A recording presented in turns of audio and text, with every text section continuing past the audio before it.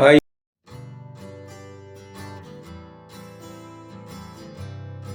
నమస్తే. Welcome to BVR TV official. మిత్రులారా, నేను మీ బీవీఆర్ రావుని. అందరికీ మరొకసారి నమస్కారం. సో ఎటకేలకు కొత్త సంవత్సరంలో అడుగు పెట్టేశాం. అయితే ఈ మధ్య నేను ఆఫీస్కి వెళ్ళి వస్తున్నప్పుడు మరీ ముఖ్యంగా కాంగ్రెస్ గవర్నమెంట్ వచ్చిన తర్వాత, అంటే పోయిన నెల 8వ తేదీ ఎప్పుడో సంథింగ్ వాళ్ళు ప్రమాణ స్వీకారం చేశారు. అప్పటి నుంచి కూడా secretariat, assembly, tank bund and necklace road ఈ ప్రాంతంలో ట్రాఫిక్ ఎక్కువ పెరిగిపోయింది. భయంకరమైన ట్రాఫిక్, అసలు ఇట్లా కదలడానికి వీల్లేనంత ట్రాఫిక్. అసలు ఏమిటి, ఎందుకు ఇలా ఇంత ట్రాఫిక్ పెరిగిపోయింది కాంగ్రెస్ గవర్నమెంట్ రాగానే నేను అనుకున్నాను. చాలా కోపం వచ్చేసింది. కనీసం ఒక ట్రాఫిక్ని నియంత్రించలేని గవర్నమెంట్ అవసరమా అన్న థాట్ కూడా వచ్చింది. అసలు ఇటు అమీర్పేట మొదలుకొని అటు నాంపల్లి, అబిడ్స్, ఇటు లిబర్టీ, హిమాయత్ నగర్, అలాగే ఈ మన బషీర్బాగ్, ఈ మొత్తం ఈ ఏరియా అంతా ట్రాఫిక్తో నిండిపోతుంది. ఎందుకు ఇలా జరుగుతుంది? ఎందుకు ట్రాఫిక్ పోలీసులు ఏం చేయలేకపోతున్నారా? గవర్నమెంట్ సరైన జాగ్రత్తలు తీసుకోలేకపోతుందా అన్న చిన్న థాట్ వచ్చింది. అయితే ఆ తర్వాత నేను గమనించింది ఏంటంటే, సీఎం రేవంత్ రెడ్డి ప్రతిరోజు ఆయన సెక్రటేరియట్కి వస్తున్నారు, డాక్టర్ బిఆర్ అంబేద్కర్ సచివాలయానికి.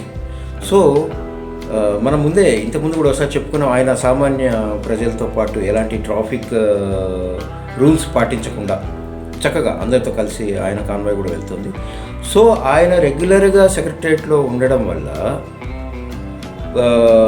ఆయనతో పాటు సెక్రటేరియట్ సందర్శనకు వస్తున్న ఈ జనాలు అయితేనేమి, లోకల్ లీడర్స్ అయితేనేమి, వీళ్ళ వల్ల అనుకుంటాను అక్కడ ట్రాఫిక్ ఎక్కువ జామ్ అవ్వడం మొదలైంది. వాళ్ళ వెహికల్స్ కానీ అవి ఇవి పార్క్ చేసినప్పుడు నేను ఒక వారం తర్వాత గమనించాను, ఓహో ఇది పరిస్థితి. సో అదే కాకుండా ఇటు లిబర్టీ మొదలుకొని ఇటు నెక్లెస్ రోడ్, ఖైరతాబాద్ వరకు కూడా ఆ బ్రిడ్జెస్ మీద అడుగడుగునా పోలీసులు ఉన్నారు. ఇదెందుకు అనిపించింది. అయితే గొప్ప విషయం ఏంటంటే, రేవంత్ రెడ్డి గారు సీఎంగా ప్రమాణ స్వీకారం చేసి సెక్రటరియట్కి ఎప్పుడైతే వస్తున్నారో, ఆయన మంత్రివర్గ సహచరులు ఇప్పటి వరకు ఉన్నవాళ్ళు ఎంతమంది అయితే ఉన్నవాళ్ళు, వాళ్ళు రెగ్యులర్గా సెక్రటరియట్కి వచ్చి వాళ్ళ ఆఫీస్లో కూర్చుంటున్నారు అన్న విషయం తెలిసింది. సో ఆటోమేటిక్గా ఇప్పుడు మంత్రుల కాన్వాయ్ ఉంటుంది, వాళ్ళ స్టాఫ్ ఉంటారు. సో వీళ్ళంతా దీనివల్ల ట్రాఫిక్ పెరగటం, వీళ్ళందరికీ రక్షణగా ఉండాలి. ఎందుకంటే ఇంతమంది మినిస్టర్లు వీళ్ళంతా వచ్చి కూర్చుంటున్నారు కాబట్టి. సో జాగ్రత్తగా చూసుకోవాల్సిన బాధ్యత పోలీస్ డిపార్ట్మెంట్. సో అందుకనే సో ఇప్పుడు నేను చెప్పిన ఇక్కడి నుంచి అంతవరకు కూడా అడుగడుగున పోలీసులు ఉండటం అన్నది కరెక్టే, దానికి కాదనలేము. ఎందుకంటే మనము మన నాయకుల రక్షణ కూడా చూసుకోవాలి. సో ఇంకొక విషయం ఏంటంటే, రేవంత్ రెడ్డి గారు చాలా సామాన్యంగా అందరితో కలిసి తను ఎక్కడ ఆగకుండా సామాన్య జనాలతో కలిసి వెళ్తున్నాడు. అలాగే ట్రాఫిక్ పోలీసులకు కూడా ఆయన ఆదేశాలు ఇచ్చారట, ఎవరిని నియంత్రించవద్దు, ఎవరిని ఆపద్దు, నా కాన్వాయ్ని అలా పోనివ్వండి, ఇదేమి ఇబ్బంది లేదని. సో మంచిదే. అయితే ముఖ్యమంత్రిగా ఆయన పాటిస్తున్న ఏదైతే ఉందో వాళ్ళ మంత్రివర్గ సహచరులు పాటించడం లేదు అన్నది నేను గమనించాను. కొంతమంది మినిస్టర్లు వస్తుంటే ఆపేస్తున్నారు. చాలా ఆ నెక్లెస్ రోడ్లో, ఆ ఖైరతాబాద్, ఆ బ్రిడ్జి దగ్గర చాలాసేపు వరకు ట్రాఫిక్ ఆగిపోతూ ఉంది, కేవలం వీళ్ళు రావటం వల్ల. అప్పుడు కాస్త చిక్కగా కనిపిస్తుంది. రేవంత్ రెడ్డి లాంటి సీఎంఏ తనేం పట్టించుకున్నప్పుడు దయచేసి కాస్త మినిస్టర్లు కూడా గమనించాలి.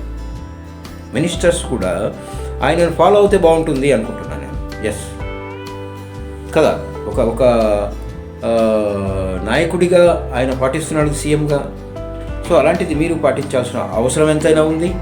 సో అది గమనించాలి. ఒకవేళ సీఎం రేవంత్ రెడ్డి కూడా వాళ్ళకి కాస్త ఏదైనా కాస్త ఆదేశాలు ఆదేశాలని కాదు కానీ కాస్త సలహా ఇచ్చి మీరు కూడా ఇలాగే ఉండండి అని చెప్తే బాగుంటుంది అని అనిపిస్తుంది. ఎందుకంటే కాస్త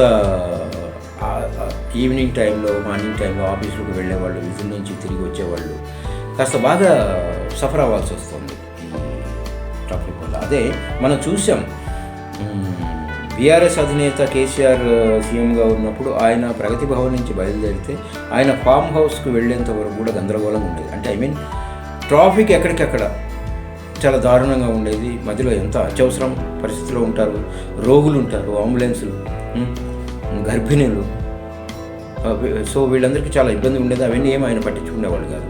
సో రేవంత్ రెడ్డి ఇవన్నీ కాస్త దృష్టి పెట్టినట్టుగా కనిపిస్తుంది. సో మంచిది, చాలా మంచిది. ఇదే కాకుండా ఇంకొక ముఖ్యమైన విషయం ఏంటంటే,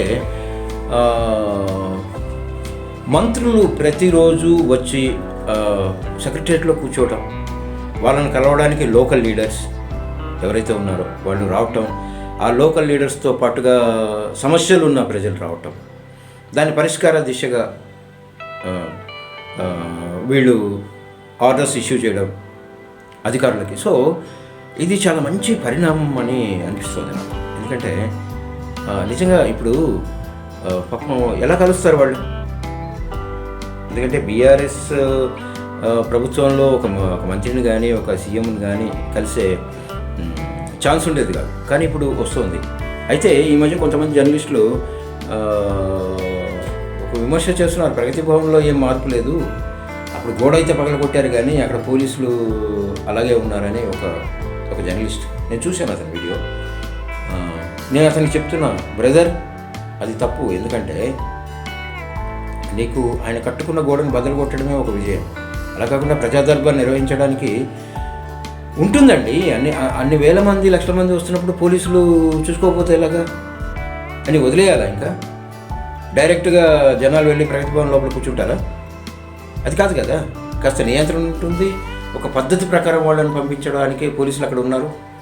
సో అది గమనించాలి. అలాగే నాకు తెలిసి ఆ జర్నలిస్ట్ బీఆర్ఎస్ సపోర్ట్ అనుకుంటాను. సో అందుకని బాగా విమర్శలు చేశారు. సో కాస్త బాధ అనిపించింది జర్నలిస్ట్గా. మనం ఎవరికి సపోర్ట్ కాదండి. మనం ఏ ప్రభుత్వం, ఇప్పుడు కేసీఆర్ చేసిన మంచి పనులను కూడా మనం చెప్పాం. అలాగే ఇప్పుడు ఈ గవర్నమెంట్లో వీళ్ళు చేసిన మంచి పనులు కూడా తప్పకుండా చెప్తాం. ఎందుకు ఊరుకుంటాం?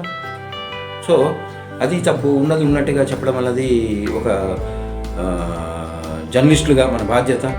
మనం ఏం జరుగుతుంది, ఏమిటి ప్రభుత్వంలో, ఎలాంటి పనులు వాళ్ళు చేస్తున్నారు, నిజంగా ఈ ప్రజాపాలన దరఖాస్తులు కానీ ఇవన్నీ మనం తెలియజేయాలి కదా. అది మన కనీస బాధ్యత ఉంది మన దగ్గర. అలాగా ప్రగతి భవన్ దగ్గర నువ్వు పోయిన ఒక రోజు పోలీసులు ఆపారు, జనాలు ఉండొచ్చు ఆ రోజు, ఆపినంత మాత్రాన అది జరగట్లేదంటే ఎట్లా? 10 సంవత్సరాలుగా ఆ గోడను నువ్వు దాటావా? ఆ జర్నలిస్ట్ని ఎవరైనా దాటగలిగారా?